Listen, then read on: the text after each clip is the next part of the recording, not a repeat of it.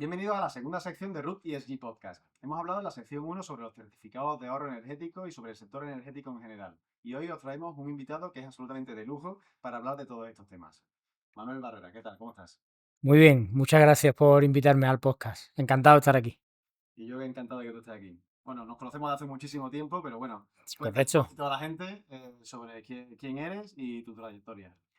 Bueno, pues la verdad que en el sector energético o en el de energía renovable o eficiencia energética, pues se puede decir que he hecho prácticamente de todo.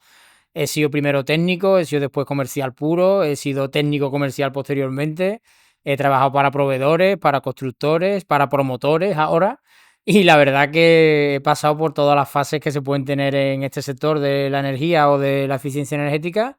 Y desde 2006 que terminé ambientales, pues aquí estamos. Joder, te habrás tatuado algún kilovatio por el cuerpo, ¿no? Bueno, por mi ordenador han pasado muchos kilovatios de todo tipo, sí, sí. Bueno, ¿y qué tal? Tú ahora mismo estás en Edison Next, ¿no? Correcto. Exactamente. Pues cuéntanos un poco a qué se dedica Edison en el sector de la energía. Pues Edison Next es el brazo de servicios energéticos, el brazo de ahorro energético en los clientes de Grupo EDF. Muchos seguro que conocen a EDF porque es la dueña de las nucleares en Francia. Grupo EDF, por capacidad de producción de energía, es el mayor a nivel mundial, después de unos chinos, concretamente el de las presas de las Tres Gargantas. A ver, Y ¿no? Sí, no, se llaman así, creo. no recuerdo el nombre, pero bueno, básicamente a nivel mundial pues somos un gigante. Y así de una manera rápida o fácil para resumirlo, más o menos somos unas 5 veces Iberdrola en tamaño. Y aquí en España, pues el grupo EDF lo único que hace, no tenemos ninguna nuclear, no tenemos producción de energía de ningún tipo aquí en España. Aquí en España somos unas 1000 personas aproximadamente y Solo. nos dedicamos única y exclusivamente a ahorro energético en los clientes. Descarbonización, ahorro energético y otros vectores como puede ser economía circular y ahorro de aguas también. Vale, en otras partes del mundo sois más ingeniería o, bueno, sí, de desarrollo de producción, ¿no? De generación de energía y aquí Efectivamente. sois más enfocados a la parte de consultoría de ahorro, ¿no? Energético. Desarrollo de proyectos de ahorro energético. Por ejemplo, vamos a un cliente o un hotelero, vamos a un cliente tipo industrial o vamos a un cliente público, le hacemos una inversión Ujú. y le ayudamos a que amortice esa inversión con el ahorro que produce esa misma inversión, ¿no? Una empresa de servicio energético, ¿no? Una ENE. Efectivamente, efectivamente. Pues eso es lo único que hacemos aquí en España en la actualidad. Aquí en España no tenemos un parque de generación, como hacen otras muchas empresas, no tenemos nucleares, no tenemos eólica, no tenemos fotovoltaica de generación. Todos los activos que tenemos son activos que están en la industria. Tenemos fotovoltaicas que están anidadas a un consumo, por lo tanto dan un ahorro energético. Tenemos parques de compresores de aire, tenemos eh, calderas de biomasa suministrando energía térmica, Ujú. bombas de calor que también lo hacen. Sustituir gas por bombas de calor es una inversión que está muy reciente, muy de moda, que hacemos nosotros, garantizando esos ahorros y que además está muy vinculada a los CAEs, que hablaremos después, ¿no? Y bueno, por lo tanto, cualquier tipología de inversión vinculada a un potencial ahorro en un cliente final, como digo, público, terciario, como puede ser hoteles o industrial, ahí es donde estamos nosotros. Pues no. Bueno, has dicho que eres ambientólogo. Sí. Un ambientólogo se puede dedicar a muchísimas cosas. De hecho, a la vista está de que de los últimos 7 capítulos, cada uno se dedicaba a una cosa. ¿Qué te lleva a dedicarte al sector de la energía? Bueno, pues la verdad es que yo siempre he tenido un gran interés y para mí siempre ha sido motivador el campo de la energía solar, ¿no? Yo termino la carrera, termino como licenciado en ambientales en 2006 y la verdad que durante toda la carrera, cuando se podían coger las optativas y las de libre configuración y todo esto, pues yo siempre me iba un poco acercando a la parte de energía, a la parte más ingenieril de la carrera, ¿no? Y bueno, otra gente se enfocaba más a la parte biológica, vamos a decir, y otra gente a la parte consultora y tal, pero yo siempre me llamó la atención la parte energética. Y en 2006, antes de acabar la carrera, ya empecé a trabajar con las becas que había en aquel entonces, las Ícaro, sea, si siguen todavía. Ah, y siguen las Ícaro. Bueno, pues señal de la edad que tengo ya. Entonces, pues bueno, ya en aquella época yo salí con una Ícaro de la carrera, empecé a trabajar en una empresa especializada en eficiencia energética, que trabajaba para bufetes de arquitectos, y desde entonces, pues vinculado ya por aquel entonces a la energía solar, y la verdad que siempre fue como la rama que más me impulsó, la rama que más me llamaba la atención. A mí también me encanta la parte de energía. Hay una parte de la energía, de cambio climático, que también está muy relacionada, de sostenibilidad en general, Sí, que es la normativa. Ahora mismo estamos viviendo, yo creo que el mayor boom de normativa a nivel europeo, a nivel España, a ya. nivel de autonomías, etcétera, de la historia, ¿no? ¿Cómo lo ves? Es decir, ¿crees que esto va en pro de la sostenibilidad? ¿Crees que está frenando inversiones, proyectos, etcétera? ¿O cuál es tu opinión? Bueno, yo creo que a lo mejor aquí estamos en una parte de acordeón Mm, también de la normativa, porque los que empezamos en el sector fotovoltaico en 2006, recordamos que hubo una normativa que impulsó muchísimo el sector, entonces la normativa ahí fue bienvenida. claro. Después hubo una normativa que lo que hizo fue recortar, entonces esa normativa pues no la vimos con tan buenos ojos, pero es cierto que después ya no fue un recorte, fue directamente un apagón. Mm, Fue un apagón renovable aquí en nuestro país, que lo que hizo fue, bueno, pues prácticamente destruir un sector que estaba en construcción. mm.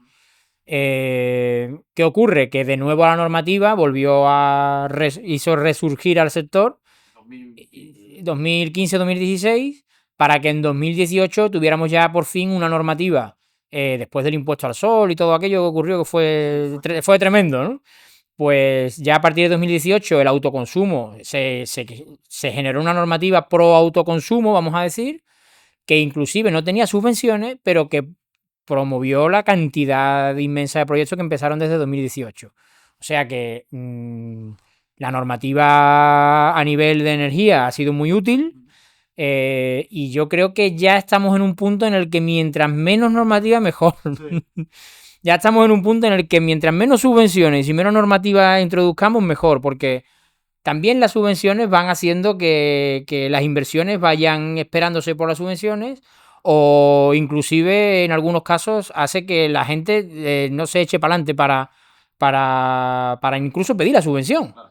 Hay cantidad de clientes o cantidad de usuarios finales que primero que te dicen, pero las subvenciones, aunque estén, eso no llega nunca. Eso hay gente que lo dice, ¿no? Sí, sí. Hay gente que lo dice, ¿no? Entonces, ya Sí. estamos en un punto en el que no sabemos si la subvención ya es más un freno o un acicate para que podamos hacer más proyectos. Entonces, yo particularmente soy de la opinión de que el sector tiene que fluir sin subvenciones. La fotovoltaica creo que es rentable sin ellas, por ejemplo. El almacenamiento no tanto, y ahí es donde hay que incidir.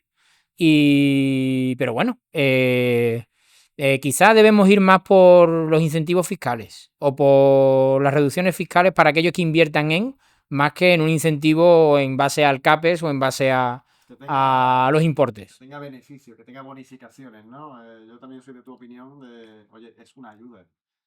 No tienes que esperar a recibir esa ayuda. Eso es. O sea, tu proyecto tiene que ser viable por sí solo, porque si dependes de una ayuda, al fin y al cabo, a largo o medio plazo, tu proyecto se va a desmontar. A mí que bueno, pero que sí que es verdad que son ayudas. No tienes que vincular la viabilidad de tu proyecto a una subvención. Totalmente de acuerdo, y bueno, ya hay ejemplos en otras comunidades autónomas que lo que hacen es implementar ayudas fiscales a aquellas empresas que invierten en renovables y en eficiencia energética, y esas inversiones que después se traducen en una ayuda fiscal, la verdad que son muy bienvenidas por las empresas. Mm. No tienen los plazos que tiene una subvención, ni la carga administrativa que tiene una subvención, y la verdad que yo creo que al final es el futuro por el que tenemos que andar. Hablamos de mix energético. Bueno, desde que saliste graduado de Ciencias Ambientales, o sea, en 2006, ha llovido tela, es decir, ha llovido bastante.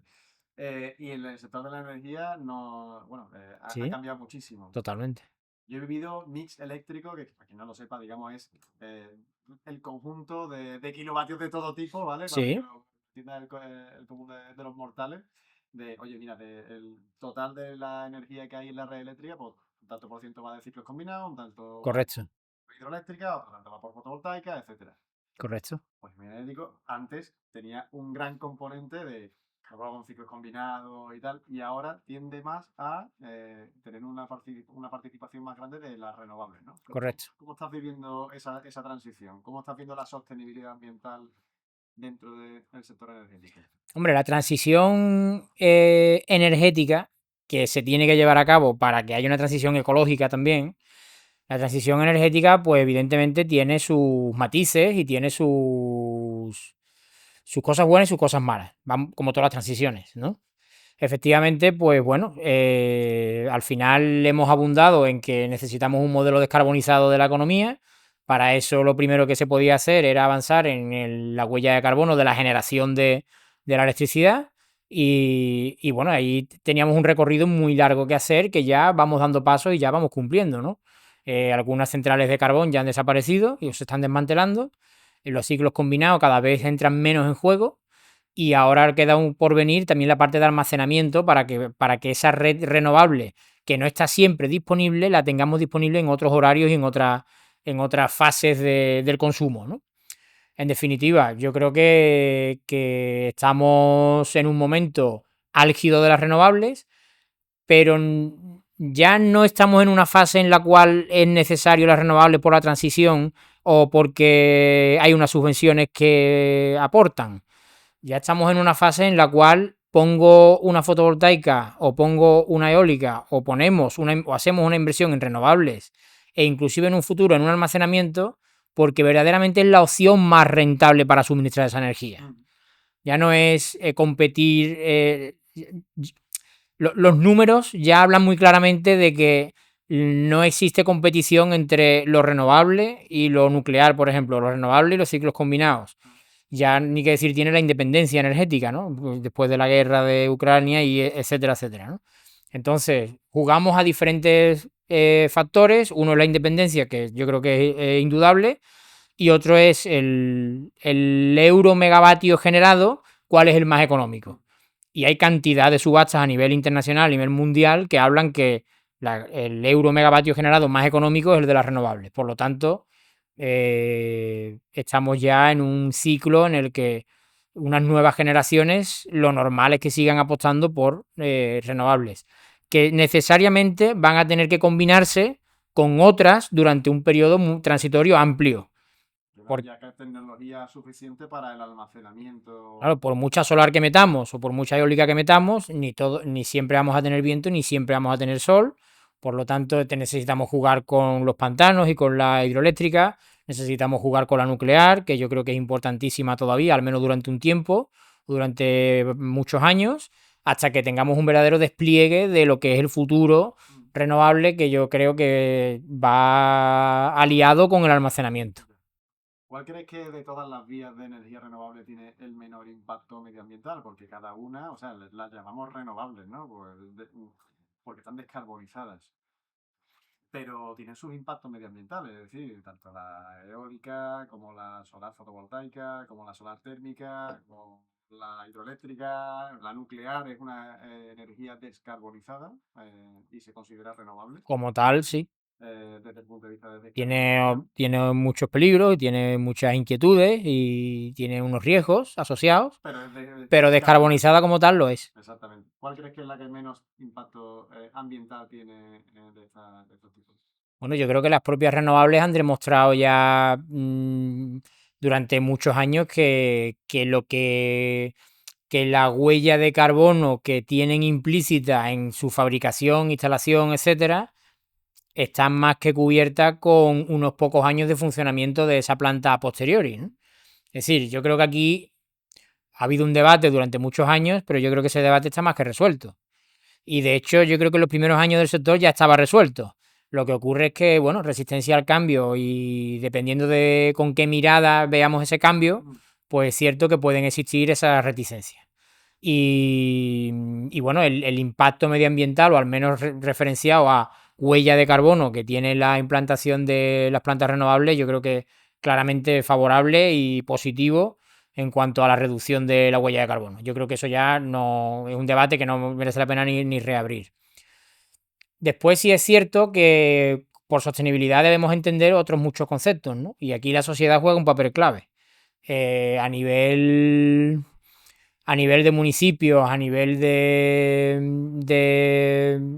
de zonas rurales y en lugares donde puede tener un mayor impacto una planta fotovoltaica importante o un parque eólico, etcétera, pues yo entiendo que puedan existir una serie de reticencias, una serie de impactos a nivel social que las poblaciones quieran disminuir o quieran de algún modo paliar. Totalmente de acuerdo. Yo lo que creo es que los parques, tanto fotovoltaicos como eólicos o cualquier otro sistema de generación, tiene que estar diseñado y tiene que estar pactado con la sociedad en la que vas a impactar, donde se va a construir. Y yo creo que resolviendo esto desde un inicio y llevando a cabo un proyecto más social, lo más que ha tenido más en cuenta a la población local, no debería ser un problema para tener una implantación exitosa. Vamos. La tecnología como el fracking, ¿no? Que tal, bueno, ¿verdad? Van saliendo cosas y dicen, no, es que está descarbonizando, es que está usando otro tipo de energía alternativa, pero joder, es que los impactos medioambientales anexos a ese tipo de tecnologías son brutales, ¿no? Muchas veces nos enfocamos en descarbonizar la economía, pero como que nos olvidamos de los temas con biodiversidad, nos olvidamos de los temas sociales, nos olvidamos de muchísimas Sí. cosas, ¿eh? O sea, como descarbonizar a toda costa, no, espérate que hay muchas más cosas, ¿no? Sí, dentro de ese a toda costa, yo también creo que tiene parte de razón cuando en algunos discursos se escucha que es que os descarbonizamos de esta manera, que es la más rápida que tenemos a la mano hoy, o probablemente vamos a tener un problema mayor en el futuro, ¿no? Yo creo que eso también es cierto. Entonces, debemos mantener un equilibrio difícil entre tener que hacer lo que tenemos que hacer para la transición ecológica y a su vez respetar la propia ecología de los sistemas, ¿no? En los que actuamos y en los que estamos. Entonces, ese equilibrio difícil pues requiere de mucho trabajo, de muchos implicados, entre ellos los ambientólogos, que tenemos esa visión más transversal y de impacto de lo que la sostenibilidad realmente conlleva y las partes interesadas en un proyecto. Pues es cierto, la verdad es que las categorías de impacto, que lo llaman, ¿no? Son muy variadas. Y si nos enfocamos únicamente en una, ya sea descarbonización, biodiversidad, contaminación, temas sociales y tal, yo creo que hay que hacer una visión holística, Correcto. como suele llamarse, ¿no? La visión del ambientólogo es holística, por eso encajamos también en este mercado. Tema ahorros energéticos. Es decir, has dicho antes que os dedicáis al ahorro energético en el sector Correcto. industrial, sector terciario, etcétera.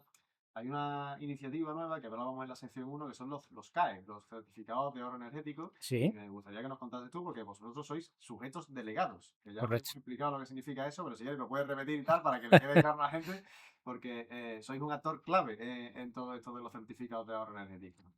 Correcto. Al final se genera un nuevo mercado. Ese nuevo mercado tiene tres actores importantes. El sujeto obligado, que es el que paga al Fondo Nacional de Eficiencia y que puede sustituir ese pago al Fondo Nacional por los mismos megavatios comprados en certificados de ahorro, en CAES. El otro actor es el sujeto delegado, que somos nosotros. Nosotros, por ejemplo, Edison Next, estamos dados de alta en la página web del Ministerio como sujeto delegado. De hecho, fuimos el primer sujeto delegado en estar dado de alta. Nosotros llevamos ya más de 10 años trabajando con CAES en Francia y en Italia y teníamos experiencia en este campo y teníamos claro que nos queríamos meter de cabeza. Y como sujeto delegado lo que hacemos es comprar los ahorros del propietario de esos ahorros, que es el que realiza la inversión en ahorro energético. Compramos esos ahorros, los certificamos, generamos un CAE y se lo vendemos a un sujeto obligado. Y tercer actor, igualmente importante, pues el propietario de los ahorros. Claro. El propietario de los ahorros es, por ejemplo, un hotel que ha decidido cambiar todas las ventanas del hotel, ¿no? Y ha introducido por fin, después de muchos años, Climalí, famoso, ¿no? La renovación de fachadas, sustitución de una caldera de gas por una bomba de calor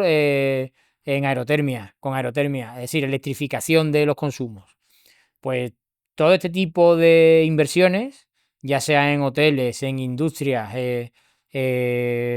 realización de nuevas inversiones en cambiar todo el parque de compresores en una industria, sustitución de una parte del consumo energético de gas con un aporte inicial a esa caldera, aumentando la temperatura con energía solar térmica o con bomba de calor también, ¿no? Eso es ahorro, es electrificación de ese consumo y eso con los CAE, pues la verdad que funciona fantásticamente. A mí me recuerda mucho a los créditos de carbono, por ejemplo, ¿no? O sea, nosotros ya sabes que nos dedicamos muchísimo al tema de créditos de Sí, carbono y llegabas al cliente diciéndole que le ibas a hacer ganar dinero, porque con su medida de ahorro energético, con su medida de evitación de emisiones y tal, pues se generaban esos créditos de carbono que después se podían vender, no exactamente lo mismo, pero sí. para las empresas que querían compensar esas emisiones, pues compraban esos créditos en un mercado libre, ¿no? Esto más o menos es parecido, es decir, que tenía un cliente que hace una serie de medidas de ahorro energético, esos kilovatios hora o megavatios hora, mejor dicho, que se ahorran, después llenan los CAE y puedes vendérselo a los sujetos obligados que están obligados a comprarlo porque, bueno, pues, no, para Sí, que den esa aportación económica al fondo, ¿no? de momento para los sujetos obligados es un mercado voluntario. Es decir, ellos están en la obligación de aportar al Fondo Nacional de Eficiencia, pero están de manera voluntaria, pueden acudir a los CAES hasta en un porcentaje máximo. La normativa va siendo paulatinamente más pro CAES, vamos a decir, y en los próximos años, en lugar de un 20% del fondo, se puede sustituir el fondo por un 40%, y en los siguientes años, en lugar de un 40%, se puede sustituir el fondo por un 50% o un 60%, no lo recuerdo con exactitud. Pero lo importante es que el Fondo Nacional de Eficiencia se va a ir sustituyendo por inversiones en ahorro. Esto se implanta porque las subvenciones como tal que el Fondo Nacional de Eficiencia daba no funcionan. Mm. No funcionan. Ya hemos hablado antes de que las subvenciones pueden ser un freno.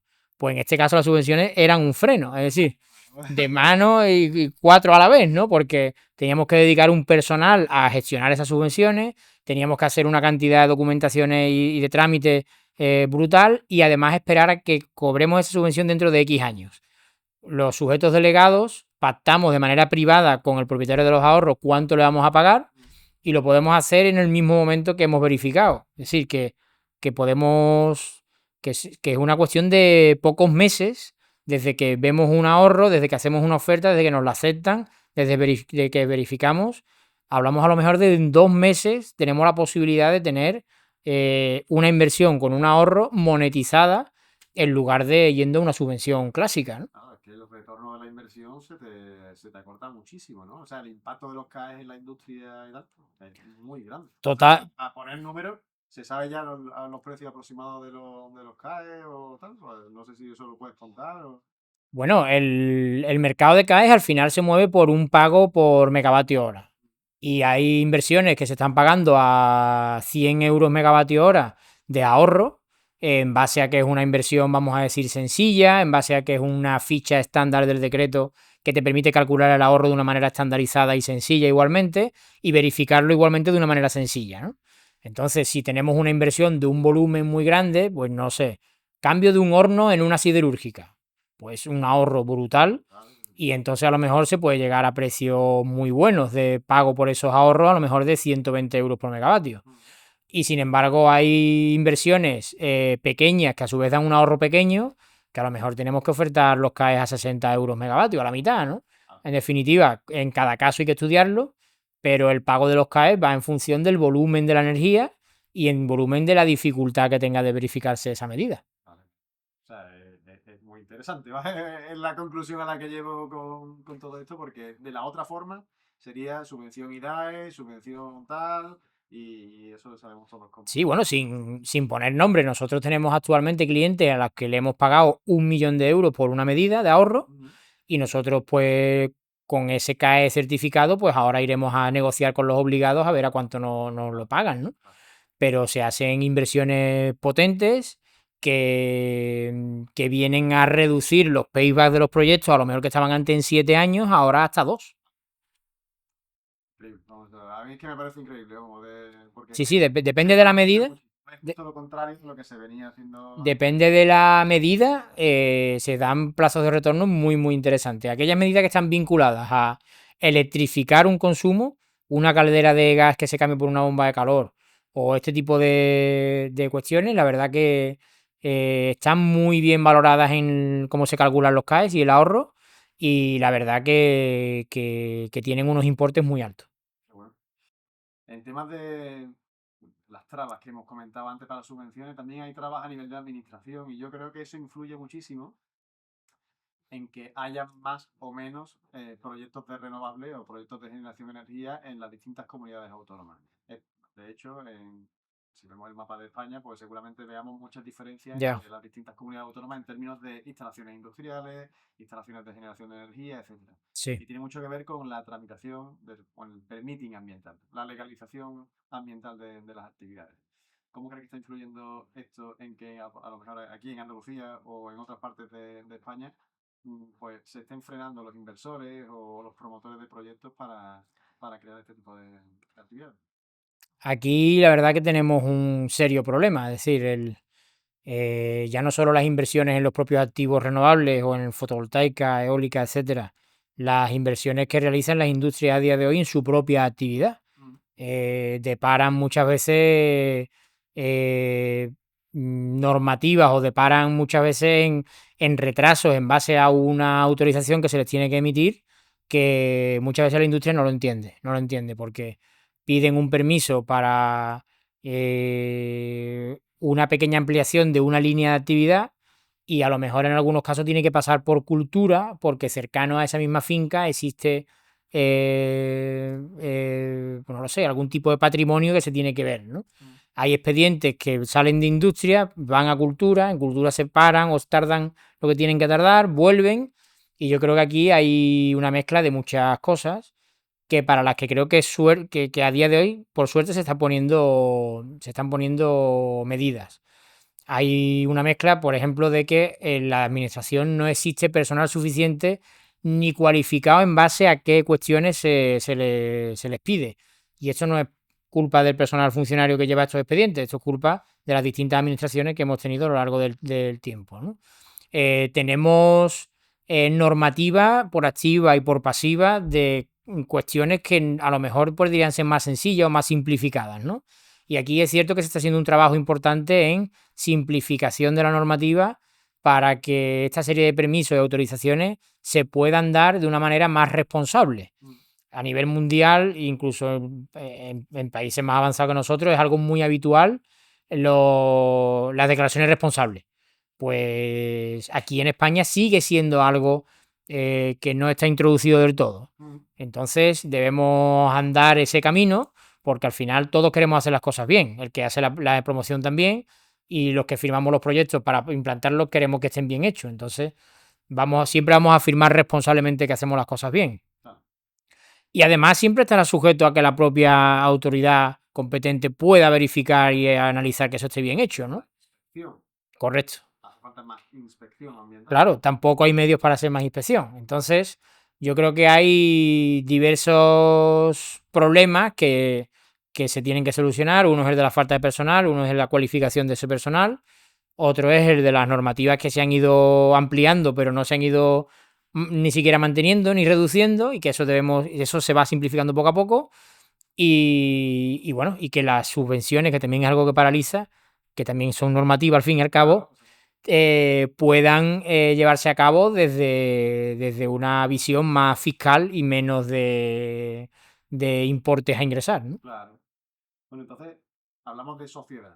¿Cómo desde Edison a lo mejor, bueno, a nivel general, cuáles son los principales retos que tenemos para descarbonizar la sociedad? Porque hemos hablado de muchísimos temas de generación de energética y tal, pero bueno, hay otras partes, ¿no?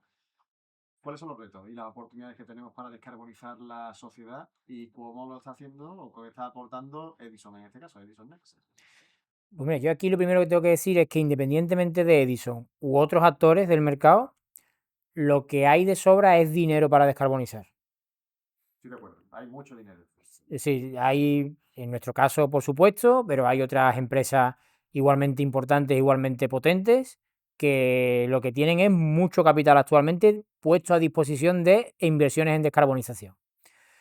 Y yo creo que un freno que tenemos actualmente, tanto en la industria como en el terciario y en el público, es que estas inversiones las tienen que realizar ellos. O de algún modo están tradicionalmente vinculadas a que las hacen ellos o que estas inversiones las hacen a través de un tercero que normalmente es su entidad bancaria de toda la vida. Entonces, yo creo que este freno, de algún modo, debemos ir rompiéndolo. Somos, insisto, muchas las empresas que tenemos la capacidad de realizar ese tipo de inversiones, pero no solo la capacidad de hacer inversiones, sino de garantizar el ahorro que esa inversión te va a proporcionar. Hacerlo por contrato y ponértelo blanco sobre negro. Entonces, bueno, tengamos la mente un poco más abierta en cómo nos financiamos, porque verdaderamente existen todo tipo de figuras de servicios energéticos, de fondos de inversión, de empresas industriales, etcétera, con toda la capacidad y la disposición para que todo el mundo pueda hacer las inversiones y tener el ahorro mañana. No. E incluso externalizado, de manera que ellos no tengan que ellos se puedan dedicar o preocupar de su actividad y no se tengan que preocupar de buscar una inversión para realizar una mejora en X línea energética. Claro. Y es una pregunta que creo que mejor que tú no me la va a responder nadie, porque fuiste presidente del Colegio de Ambientólogos de Andalucía, 6 años, ¿no? El primero. ¿Qué papel tiene en todo esto? Iba a decir ambientólogo, pero no. Un técnico de medio ambiente o un técnico de sostenibilidad. Da igual la formación, pero bueno. Ambientólogo porque tú lo conoces perfectamente. ¿Y cuáles son las cualidades que tiene que tener una persona que se quiera dedicar al sector energético? Bueno, yo creo que aquí cualquiera que haya estudiado ambiental me va a entender muy rápido. Todos hemos dicho siempre que sabemos de todo, pero no entendemos de nada. Pues eso precisamente es positivo. Eso que siempre se ha comentado que es algo como que no nos da concreción en las cosas, que no nos focaliza en nada, y eso se ha entendido algunas veces como algo negativo, que sepáis que en el mercado laboral actual eso es algo muy positivo. Y que las empresas de recursos humanos, conjuntamente con las empresas, con las personas dedicadas a contratación dentro de las empresas, cuando contratan a un ambientólogo, repiten. Y repiten por la capacidad de adaptación a los problemas, por la forma que tienen de enfocarlo, por la visión que tienen transversal, capacidad dentro de la empresa de adaptarse a nuevas posiciones. Las empresas son dinámicas. Tenemos una titulación muy dinámica y con una transversalidad muy amplia. Entonces, parte del foco o parte de donde puedes centrar el tiro cuando ya has estudiado el grado es la energía. Y bueno, yo soy una muestra de un espécimen de ambientales dedicados a la energía, ¿no? Así que animaros a todos a que dentro de la titulación podáis focalizaros después lo que queráis. Y si es energía, pues fantástico. Para nuestro botón, vamos, ya tenemos aquí un ambientólogo energético. Sí, vamos, yo además no hay tantos, no hay tantos. De mi empresa somos algunos, pero yo creo que en el sector dedicado a la energía normalmente son más ingenieros. Sí, eso te iba a decir. Pero la visión nuestra y nuestra forma de ver las cosas y tratar también a los clientes aporta mucho en el día a día de las empresas. Pues con ese colofón, bueno, vamos a hablar también de mitos, porque para cerrar el podcast de hoy siempre acabo, bueno, con todos los podcasts, ¿no? Acabo con un mito que me suelo encontrar en mi día a día en la empresa o en mi ambiente con los colegas. A ver. Digo, soy ambientólogo, digo, pues tú no, ¿qué no cuánto?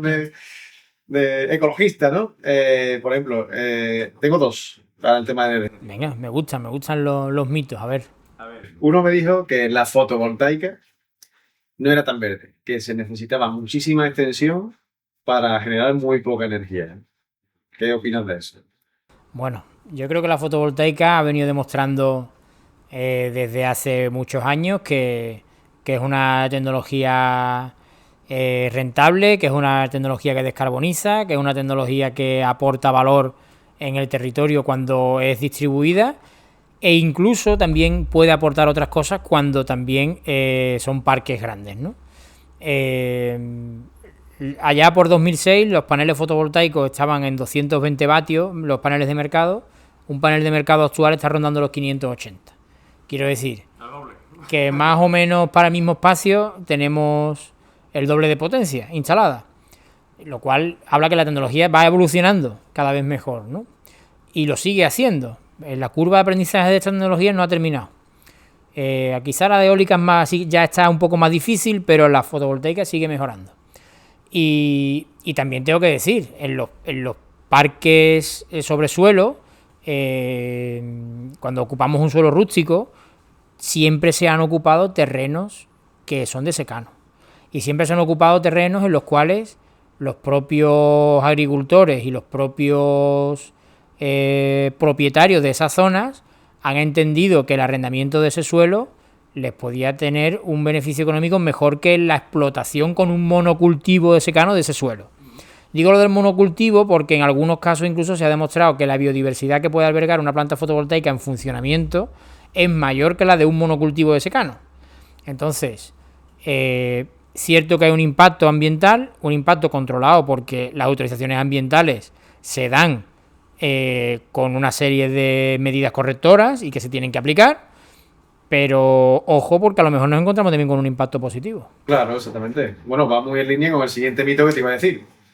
Las energías renovables no son viables sin ayuda del gobierno. Yo creo que se responde sola, ¿no? Con todo lo que hemos comentado y con lo que estamos hablando ahora. Nada mejor que las matemáticas para responder a ciertas cosas, ¿no? Hay países que hacen subastas de X gigavatios hora que necesitan para su suministro energético, como pueden ser países en transición en crecimiento, como puede ser la India, como puede ser Perú, como puede ser Bolivia, como puede ser Chile, como puede ser el X países, ¿no? Pues esos países hacen subastas. Y hacen subastas de energía. ¿Quién me proporciona estos gigavatios hora al mejor precio posible? Compiten las mejores empresas. Y curiosamente quien gana siempre son las renovables. Entonces lo que tenemos es un mercado en el que claramente las renovables son capaces de dar el megavatio, el gigavatio más económico posible en unas circunstancias de una subasta. Por lo tanto, yo creo que no hay más discusión. Es decir, son rentables per se, son rentables y es que no tiene mucha posibilidad de rebatir esto, la verdad. Son puras matemáticas. Pues bueno, creo que es un buen cierre para el podcast de hoy. Me ha encantado tenerte aquí. Me gustaría que acabaras el podcast tú con unas palabras, si quieres. ¿Quieres? Bueno, estamos en plena descarbonización. La descarbonización requiere fondos y requiere inversiones y existen esos fondos y esa posibilidad de inversiones por parte de empresas como la nuestra y otras tantas, además de las típicas entidades bancarias. Quiero decir, la descarbonización está aquí, todas las empresas terciarias e inclusive el sector público están invirtiendo en esa descarbonización. No necesariamente hay que hacerlo con una inversión propia, podemos acudir a externalizar esa inversión en un tercero que además nos garantiza los resultados de esa inversión. Y este sector energético, este sector de la descarbonización, está aquí para muchos años y en el mismo aplica de una manera clara una figura como la del ambientólogo.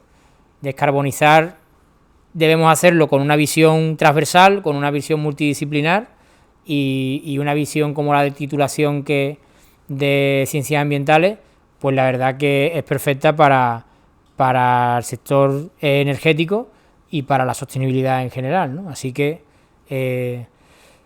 agradeceros la oportunidad de estar con vosotros, agradeceros a todos los que nos estáis viendo. Estoy a vuestra disposición en LinkedIn, por ejemplo, que es la red social que uso con normalidad. Y bueno, muchas gracias por vuestro podcast, mucho éxito, que seguro que lo vais a tener.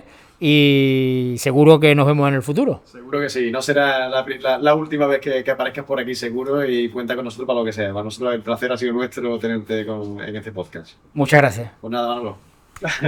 Gracias. Hasta luego.